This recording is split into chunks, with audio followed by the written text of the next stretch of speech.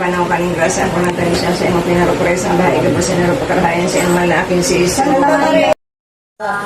Tinurukan din mata, nagtarangtulot sa iya. Ay, ang demonyong masiwawa. Iba ulay din sumayan, ano talay ka nakakaka.